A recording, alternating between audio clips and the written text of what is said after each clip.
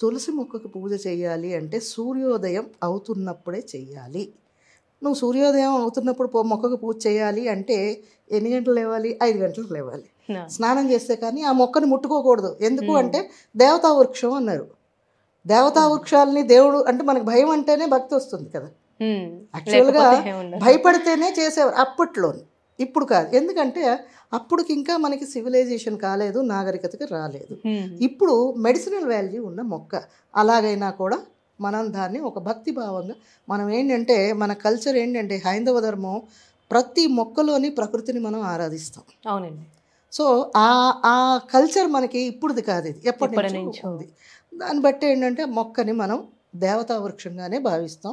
మన పురాణాల్లో కూడా దాని గురించి అలాగే చెప్పారు. ఏంటంటే తులసి ధాత్రి ఆవిడ ఒక ప్రతివత. ఆవిడ శాపవశాత్తు తులసి మొక్కగా వచ్చింది. సో అందుకని ఆవిడను పూజిస్తే సౌభాగ్యం, ఆరోగ్యం, ఐశ్వర్యం కలుగుతుంది అని అంటారు.